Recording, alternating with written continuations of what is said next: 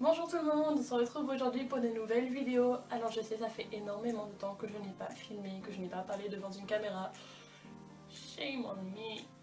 Mais voilà, j'ai profité de mon été à fond, puis je suis rentrée en France, j'ai fait énormément de choses.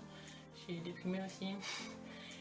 Et voilà, donc j'ai vraiment pas eu le temps j'ai vraiment pas pris le temps en fait de parler devant une caméra. Mais voilà, je vous retrouve aujourd'hui pour faire ce que j'appelle une petite vidéo bilan de mon expérience de jeune fille au pair quand on est en Espagne. Voilà. Donc voilà, je suis vraiment ravie de vous faire cette vidéo et j'espère vraiment qu'elle vous plaira. Tout d'abord, le premier point, on va parler de mon contact et de comment ça s'est passé avec ma famille espagnole. Alors, même si au jour d'aujourd'hui on ne se parle plus parce que tout simplement ils m'envoient pas forcément de messages et je déteste être la première à envoyer des messages, je juge que si les gens veulent prendre de mes nouvelles, eh bien ils prennent de mes nouvelles, et s'ils ne veulent pas prendre de mes nouvelles, bah écoutez, tant pis, je vais pas pleurer, mais je déteste être la première à prendre des nouvelles tout le temps, tout le temps, tout le temps, donc il y a un moment, si vous ne prenez pas de mes nouvelles, je laisse tomber. Donc au niveau de ma famille, honnêtement, malgré ce que je viens de vous dire, je n'ai pas eu à me plaindre, j'avais de la liberté, ils respectaient mes heures de travail, j'ai dû faire 2 fois peut-être dans l'été, 1 heure de plus, mais bon voilà, c'est pas la mort. Je parle avec tout le monde, j'ai pas eu trop de problèmes, je me suis jamais engueulée avec eux. Voilà, j'ai jamais vraiment eu de problème, ils m'ont vraiment laissé une liberté. Je m'entendais surtout bien avec le père des enfants aussi. Donc voilà, pour vous dire que j'ai vraiment pas eu de problème, j'avais pas à me plaindre on va dire dans cette famille-là. S'ils m'emmenaient quelque part avec eux et qu'ils prenaient en coup, ils me payaient aussi le verre, ou pareil, si on allait au restaurant, ils me payaient le restaurant. Enfin, ils m'ont vraiment traité comme si j'étais de la famille. Après, on n'a pas créé de lien et bon, après peut-être que c'était en 2 mois ou qu'ils voulaient pas créer de lien, je ne sais pas, ou alors je sais pas, j'étais pas assez bien pour eux. Mais on n'a pas créé de lien et je pense que c'est pour ça qu'en fait ils prennent pas de mes nouvelles. Mais bon, voilà, j'ai quand même pas à me plaindre, j'aurais pu tomber dans une famille qui m'aurait maltraité, qui m'aurait fait faire des heures supplémentaires, qui m'aurait interdit de sortir, et ce n'est pas le cas. Donc je n'ai absolument pas le droit de me plaindre, et même malgré cette petite déception, dans l'ensemble, globalement, tout a été génial. La deuxième chose dont je voulais vous parler, c'était du niveau de langue entre le départ et le retour. Alors déjà, il faut savoir que tout dépend de combien de temps vous partez, tout dépend aussi du niveau de langue que vous aviez quand vous partiez dans le pays. Dans mon cas, je ne dis absolument pas ça pour me la péter, pour me vanter, pour me dire que je suis mieux que les autres, pas du tout. Mais j'ai toujours considéré que j'avais un bon, voire un très bon niveau de langue. Donc quand je suis arrivée là-bas, alors c'est vrai qu'avec leur rythme, leur vitesse, je comprenais pas tout la première semaine. Enfin, parce que dans ma famille, en fait mes amis je les comprenais. Ma famille espagnole, surtout la grand-mère des filles, elle parlait mais encore pire que moi, mais vraiment dans sa bouche quoi. Et du coup, des fois j'étais ouais, je comprends, mais des fois il y avait, je comprenais qu'un mot sur deux. Mais bon, au bout d'une semaine c'est passé, au bout d'une semaine j'arrivais même plus à penser en français, je vous raconte même pas comment ça a été quand je suis rentrée. Je me suis surprise à rentrer et à parler avec un petit accent espagnol, genre à faire le cheveu sur la langue, à faire les U, je disais où, genre je descends en faculté, oui, je descends en faculté, et où il y avait la faculté. Donc c'est un peu bizarre, mais bon, voilà. Après, comme j'avais un bon, très bon niveau en partant, que je comprenais, j'ai surtout appris des nouveaux mots, des expressions locales, j'étais à Madrid. La vitesse, je pense que j'ai dû prendre de la vitesse, même si je suis quelqu'un qui parle de nature très vite, je pense que ça se voit. Après tout ce qui est accent, ça je ferai pas de commentaires parce que tout simplement ce n'est pas en 2 mois que vous allez avoir un super bête d'accent, pas du tout. Pour avoir l'accent du pays, déjà je juge que vu que tu n'es pas natif, tu ne parleras jamais la langue comme les gens du pays le parlent, comme les gens qui viennent apprendre le français ne parleront jamais français comme vous et moi le parlons. C'était français ça? Oui, c'était français. Du coup voilà, oui il y a toujours une amélioration, ça c'est sûr, mais vous ne parlerez jamais comme un natif espagnol, un natif allemand, un natif anglais. Même après des années, vous aurez toujours ces petits trucs, je sais pas, hein, vous aurez toujours un petit truc qui fait que bon, ok, toi t'es pas du pays. Mais bon, dans l'ensemble, bon, au niveau de langue, je vais pas me plaindre. Troisième chose, la vie sociale. La vie sociale.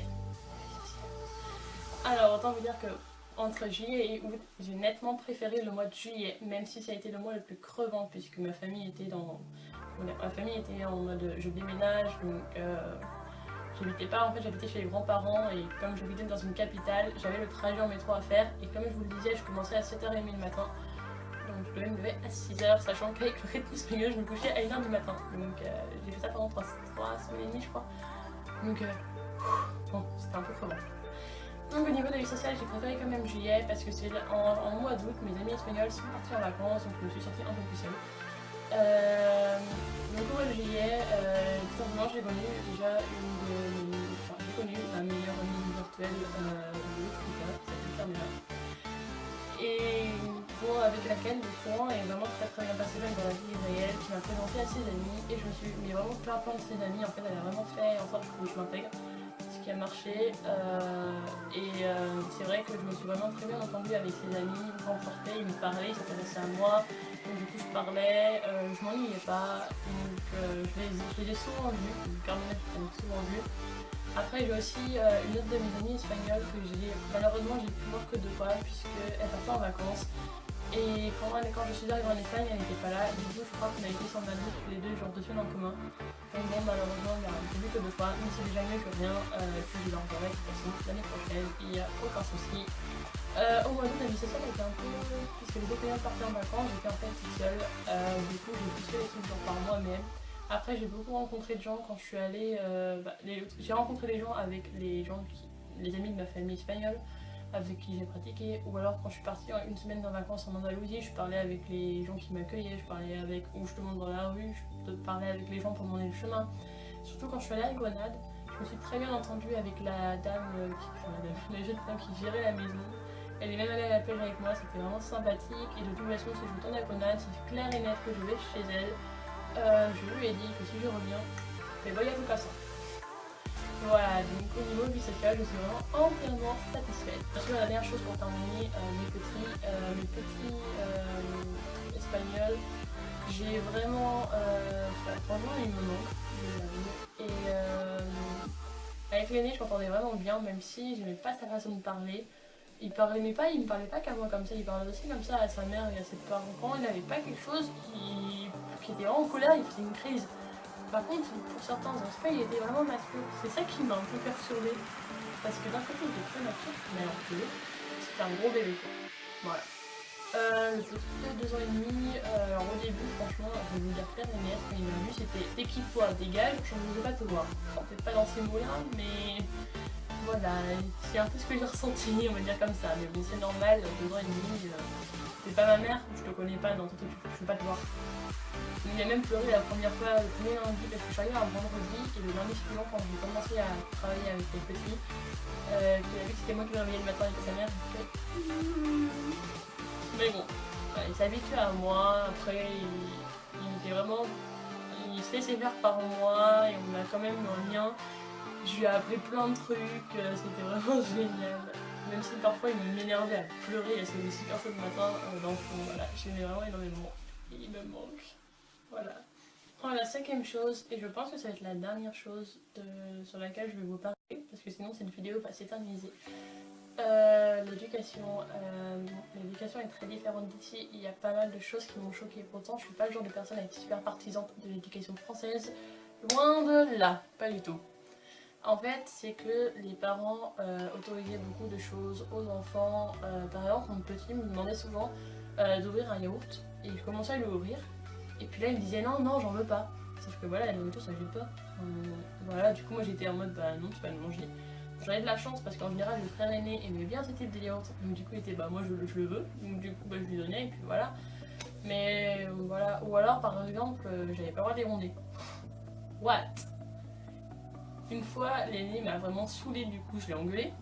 Je lui ai dit que ça se faisait pas. Et il a dû le dire à sa mère et je me suis faite engueuler.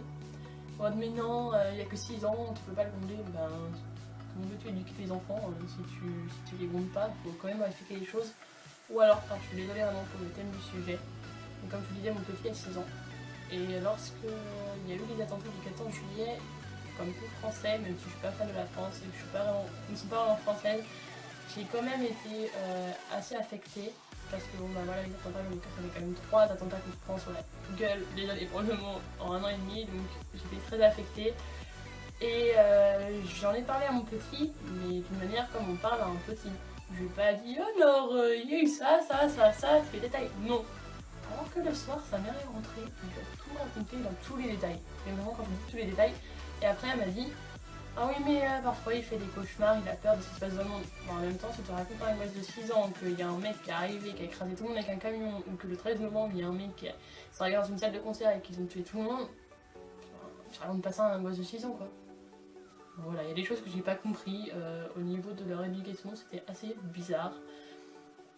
Mais bon, voilà, tant que voilà, ils étaient éduqués comme ça, donc j'étais un peu obligée de suivre leur éducation, bon, même si parfois il y a quelques règles que je respectais pas, parce que bon, comme aller voir le petit quand il pleure dans son lit, je suis désolée, si tu vas toujours le voir, il va jamais faire la sieste, hein, il faut le laisser, et il va pleurer, ok, il va pleurer 10-15 minutes, mais après il va se calmer.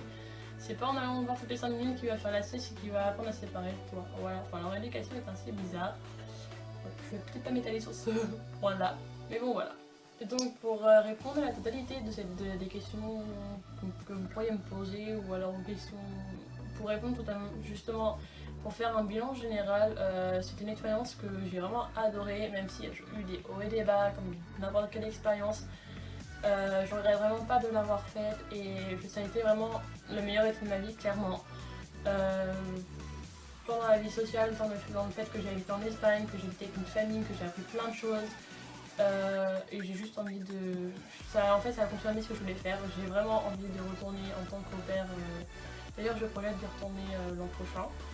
Et aussi de faire une année Erasmus l'an prochain, puisque je suis actuellement en deuxième année de fac et qu'on a la possibilité de faire une troisième année à l'étranger. Donc tout ça a vraiment confirmé ce que je pensais depuis que j'étais vraiment petite. Je ne m'étais pas trompée. Je suis faite pour voyager, pour habiter dans d'autres pays. Et j'ai jamais senti tout ce qu'était le homesick. Je l'ai jamais ressenti. Ah si, quand je suis rentrée en France. Pendant moins un mois. Mais bon, sinon je l'ai jamais ressenti. Et ça a vraiment été une expérience géniale et inoubliable. Et j'arrive pas à croire que je vais avoir 20 ans dans 3 mois et j'ai déjà habité dans un pays étranger pendant 2 mois. C'est quelque chose de génial. Donc si vous voulez vraiment le faire, je vous recommande vraiment de le faire. Foncez et n'ayez pas peur. Et voilà. Donc voilà, cette vidéo est terminée. J'espère qu'elle vous aura plu et j'espère vous retrouver très vite dans une nouvelle vidéo. Si je trouve une idée, je pense que je vais continuer. Peut-être pas tout de suite, mais dans le futur, je pense que je vais continuer. Voilà, je vous fais des gros bisous.